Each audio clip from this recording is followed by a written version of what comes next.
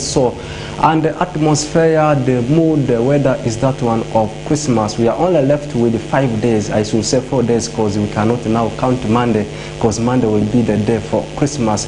Before I ask Susie into the show, I need to give you the highlights of what we are going to discuss in the duration of 1 hour. A lot of things continue to happen in Uganda, Stanbic Uganda Cup.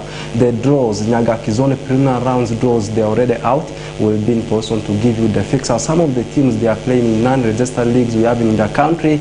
Others are teams from 4th Division League. We have got so many teams that are currently playing in West Nile Regional League in Nyagaki Zone. And also a very big story happening in the country is all about Cricket Cranes defending African Cup. They won last season and again they have been crowned as the champions. The tournament has been taking place in South Africa, and also match day 11 of StarTimes Uganda Premier League is also bouncing back on your way, and today we're having 2 games to be played.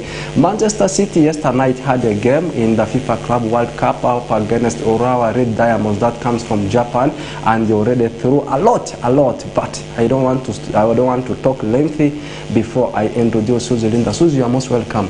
Thank you so much, Benson. A lot of actions are waiting yesterday. Chelsea had a game up against Newcastle. Man City also had a game, and then somehow the T20s made us proud. They beat Kenya 91 rounds, by the way. That was very massive, and I will discuss that in the subsequent shows. And then in StarTimes Uganda Premier League, we also have a West Nile club that is is hosting Maroons. There is a Arua Hill Soccer Club that hosts Maroons today in Paridi. Arua Hill Soccer Club is home, but in Germany. And also, in other consequent stories, the fans of Onduparaka are gearing up massively to follow in the players to Merit. It will be a West Nile derby, a West Nile affair. There is a bet power big league. Yeah, the draws for the UEFA Europa League and the UEFA Europa Conference League, as we talk right now, are already out, and some people might be scratching their heads. Where is Liverpool? We'll be doing discussion about that. And also, Manchester City striker Erling Braut Haaland has been crowned as the champions of BBC Sports World Star of the Year. We'll also be talking about that, and Onana, of course, has a very big task to decide his future, whether to remain at Manchester United or else to come for AFCON with his home country, Cameroon. But we normally kickstart our discussion with what is happening within the region. We handle national stories, continental stories. If they are there, we don't leave them out. And as usual, we finalize everything with what is happening in international sports. And 80% of what we discuss in international sports is always what is coming in Europe. Let's kickstart our discussion with the draws of Uganda Cup in Nyagaki Zone. And I did say some of the teams, they have not registered in any league we have in the country. Others are from 4th Division League. We have in teams that are playing in West Nile Regional League, and very interesting thing is most of the teams that are playing in West Nile Regional League, they have taken that initiative to see that they actually registered for the preliminary rounds of the Stanbic Uganda Cup. And taking a look at the fixtures before we look at them one by one. Hot Springs, the team that has been there in West Nile Regional League, and they were relegated, and they come from Nebi. They have been drawn against the Paida Black Angels, currently the log leaders in Nyagaki Zone. And they All Stars is having a game with Arua City and Alangi Super Mix. And if you also started following West Nile Regional League long time ago, they were also there, and they're having a game up against Zeusendo. Zeusendo right now, they are playing in West Nile Regional League in Nyagaki Zone, one of the newly promoted sides. And there is also a team called Eclipse Spurs taking on Kuluva Rainbow, and Alpha Rising Stars from Lie. They will be traveling to Passer Lion Gauts, and this team comes from Pakwati. And also Johanna will be having a date with Pajobi United, and this is actual Pakwati derby because the two sides, they are all coming from Pakwati Defwe. Meanwhile, the Peter Hot Spurs, also from Pakwati, has been drawn against Pakwati Young Stars, the team that is currently second in Nyagaki Zone as far as the table standing concerned. And also we have got a certain team in the names of Young Savannah that has been pitted against Pakwati Super Eagles that did beat Arua City in West Nile Regional League over the weekend. And the last game is actually a game between Angal Mission that comes from Nebi, and they have been pitted against Nebi Sendo, one of the giants that comes from Nebi Defwe. So if you take a look at the weight of some of these teams, we may talk about Hot Springs being drawn against the team of Paida Black Angels. Hot Springs of recently, they have been playing in West Nile Regional League in Nyagaki Zone, and in the preliminary rounds of the Stanbic Uganda Cup, they will be taking on the team Paida Black Angels. How interesting will this be? That is going to be very interesting. By the way, the preliminary round that will be ongoing in there is the Stanbic Uganda Cup. Very interesting. If you look at the fixtures that have come through yesterday, we quite looked at the Nile Zone fixtures that came through, and we had a lot of interesting teams coming up. We had a lot of interesting fixtures. Surprisingly, there were some teams that by the way didn't feature in Nile Zone yesterday that we discussed, and I was so shocked. But then I was very happy and excited that actually some teams that have featured in last year were able to come through of this year to equally also feature in. And I gave one example of the result of United. I didn't see the likes of Leo Football Club and all that. We did see them feature in last year. I saw the likes of Clover Rainbow. I saw the likes of a lot of teams that came through there, that is in Nile Zone. And by the way, if you look at this, I was thinking that now that the fixtures are out, maybe regional league games were going to be to a standstill, that just like how the internationals do their things. We normally see the Premier League games are coming to a stop when people go for international holidays. There we see a lot of players going into there is represent their countries here and there. But Nelson, I don't think ours is going to be like that. I think these two leagues are going to go in hand, and this is where we're going to be seeing a lot of surprising results in regional league. We will be seeing tough teams being beaten by easy teams because of fatigue probably. They might have played in the Uganda Cup. They might have honored a fixture of Uganda Cup today, and then the following day maybe they could be also in honoring a fixture within there is a regional league. So it's quite going to be very tough. And looking at this fixture of Paida Black Angels, by the way, Paida initially I looked at Paida, I had overweight Paida Black Angels before actually the season had started. I thought they had the experience, and I thought they having crossed to there is the biggest tier of football in Uganda, they would be like they would be very solid, very rock solid, in that no team within the regional league would give them a hard time. But recently I was shocked when Pakwachii actually held them to a goalless draw down in Barukuru, and at that place normally I used to term it as a death trap. So this time around that is regional league. So I really don't know how they're going to be having in the experience within there is the Uganda Cup. But trust me, their first fixture there is the Black Angels that you actually asked me on. It's going to be a very tough one. It's going to be a very tough one. Based on every other team that has done the registration for Uganda Cup, trust me, isn't going to be wanting to be pulled off in the preliminary rounds. It's all going to be tensed up, and it's going to be a tough one for the Black Angels, recollecting themselves from picking in that goalless draw in there is a regional league up against the Pakwachii youngsters. Yeah, it's true that it's not going to be something easier for the team of the Black Angels coming up against Hot Springs, because I'd already given the statistics behind this team called Hot Springs. They have ever been there playing in Western Regional League. They understand the Black Angels, and this is actually like a derby between the two sides because they all come from Greater Alu region. Not only that game, they all stars will also be having a game with the Arua City.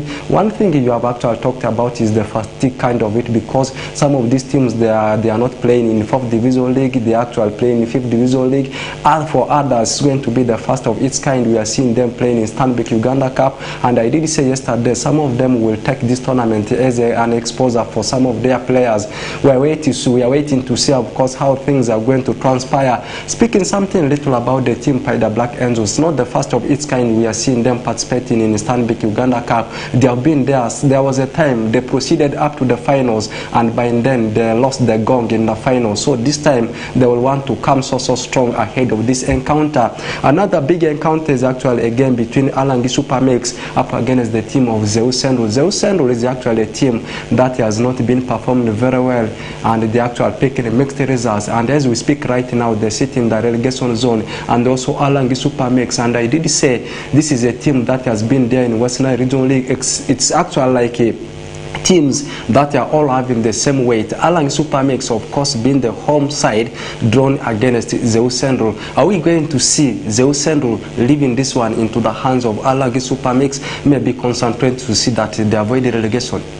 Zeus Central, it's going to be a very tough one, by the way. The teams that actually took part in registration over there is to be part of the Uganda Cup, to me, I think the teams needed to first weigh themselves, weigh their positions in there is a regional league, because one, Uganda Cup, yes, it's a prestigious league, I would say. It's prestigious, and it needs to be taken by clubs that really know of their stands in the various leagues that they're playing. It needs to be taken in by clubs that know that they aren't fighting relegation. Look at Zeu.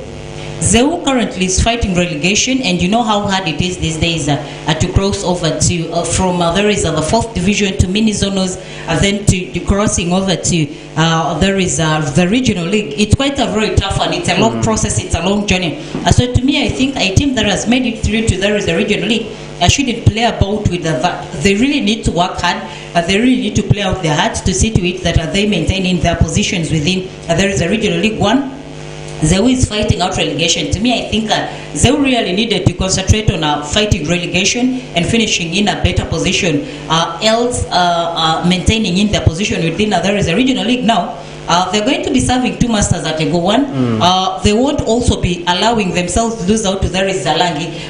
We saw Alangi last season doing very well, by the way. I don't know how they ended up being relegated. The one side that played very well, and that their players were hardworking. You would see the team spirit, you'd see the fighting spirit, but then I think luck just wasn't on their side, and we saw them being relegated. They're fighting so hard to come back to the regional league. I doubt if Zeu now that is in the regional league, seeing that Alangi was relegated, would allow Alangi beat them. Much as they are struggling, and we see them in the red zone within the regional league, they wouldn't really allow that.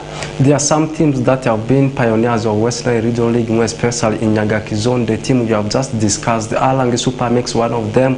You talk about in Nebi Hot Springs. You even mentioned our own Mvara from Arua City, Mvara being one of them. And there was a team called Wari Leopards, and of late they have also disappeared. We hope that very soon they will be coming back to interest in Western Regional League. Another interesting game is actually a game between Angal Mission that comes from Nebi up against Nebi Central. Of late, the results Nebi Central is producing right now so alarming. The statistics are not favoring them. Out of the 7 games they have so far played, winning only 2, drawing 2. That means that 3 have been defeats on the side of Nebi Central. And as I speak right now, they sit on the red carpet, or is in the red carpet, or is in the relegation zone. Nebi Central, that is what I can give you about them. And they have been drawn against their neighbors, Angal Mission. I'm also going to see them continuing with their bad run of form.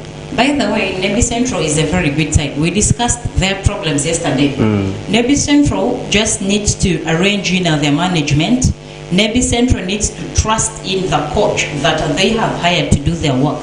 If there are few individuals that thought maybe they got this right on the touchlines, if there are individuals that thought maybe they own the club, sorry to say this, they wouldn't have hired in the services of the coach. So once you've hired in someone, trust in the person, allow the person do the works you've hired them for.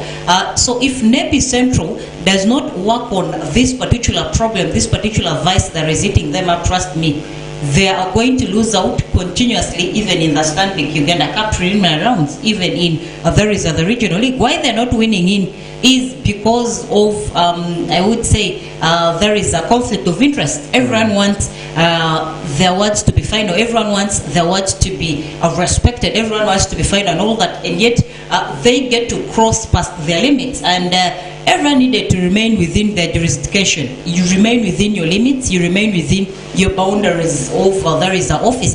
There is a lot of crossing. Everyone wants to be a coach on match days and all that. So that is basically the biggest problem that Nebi Central is facing. That's why they are not picking in results. So if they're able to work in that, there will be a better side in both the Stanbic Cup, and also they will make a comeback and a bigger one in a regional league. Unless otherwise, if they don't work on that, trust me, their bad state continues, their bad results continues. It will cut across both leagues. There is a Stanbic Uganda Cup and a regional league. Yeah, we are still discussing stories that are happening within the country and football. This time we are going to discuss what is happening in the top tier of Ugandan football. In simple terms, I am meaning the Star Times Uganda Premier League. The team that comes from Arua City, the only representative we have in Star Times Uganda Premier League, the Congolos, Arua City, not Arua City, rather Arua Hill Sports Club. Today they are having a very big class up against the team of Maroons.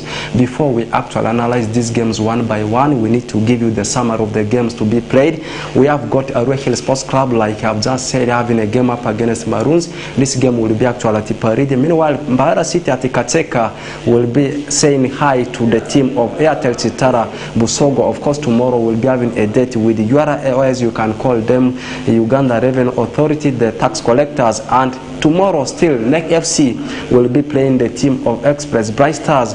Then on Friday we'll be playing the team of UPDF and Sports Club Villa. They are the home team at Mutesa 2, taking on the team of KCCA Vipers. On the same day we'll be entertaining Bull, and lastly Gaddafi will be having a date with the team of Wakiso Giants. And after Arua Hill Sports Club battled it out with Maroons, their next encounter will actually be a trip away to Chitara, but we keep that one for another day.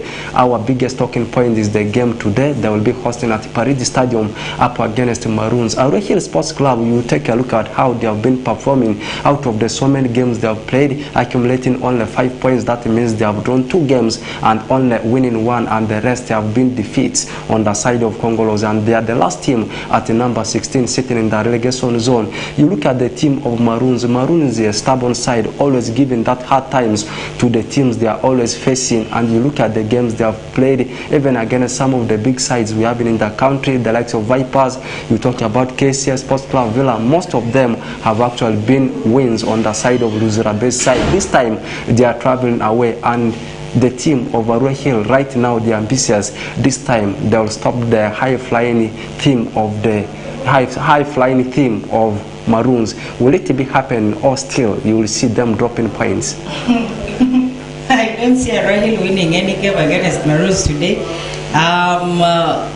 People look at always my views as being biased, but that is not true. If you look at Maroons, you've given a brief, a previous result over there is Maroons and how they have been faring. Maroons has been a team that has not joked with any other opponent that they play, whether they visit you or they welcome you in their home at Luzira. Trust me, Maroons always goes into fight. So we've seen a lot of big teams fall in the hands of Maroons and are surrendering all the bragging rights to the Maroons. And now that Maroons travels to Arua, Maroons is one side in UPL that has, if not half of their players being Lubaras, quarter of the players are Lubaras in there. The most efficient are Abel Eturude and there is and Amako Fred. Basically, these are sons of the soil, so I really would see them fighting hard to see that they get goals against the all-West Nile sides. And we all know Arua Hill, yes, is home, but the home ground is in Arua City, Barifa. And they are in Paridia Juman, meaning much as Arua Hill is home, both sides are away. So basically, the 12-man squad does not count in for any team there. We've watched Arua Hill play with few fans traveling, because basically since the team was situated in Arua City, this is also where the fans come from. One fact that we all need to understand is that the fans of a certain team come from the region it is located in. So for the fact that Arua Hill shifted in a region from there is Arua City to Adjumani, yeah, it's not so far, but the fans cannot always travel with their players to support it. So the 12-man squad is basically what Arua Hill will lack. Yeah, we'll have a few fans that will come through from Adjumani, but basically it's not like how it used to be down in Barifa. So this is going to be a very hard one. If you look at Arua Hill, they sit rock bottom, 5 points, and the team that is ahead of them has 9 points. So even if they get to win today up against the Maroons, they will still remain down there. Adding 3 to 5, still it wouldn't catch up with the team that is ahead, slightly ahead of them. And then if you look at Maroons, they sit at a better position, and I really wouldn't see Maroons are giving up the 3 points to there is Arua Hill, unless otherwise the worst for Maroons is going to be a draw in Paridi up against Arua Hill Soccer Club. But I see Maroons are taking in the day for today. We are watching the space closely, and tomorrow we'll also be here to give you the analysis of how things are going to transpire tonight in the game between Arua Hill Sports Club and the team of Maroons. But to me, the worst for the team of Ruiru Hill Sports Club will be a draw. Why am I saying this one? We are heading for the Christmas period.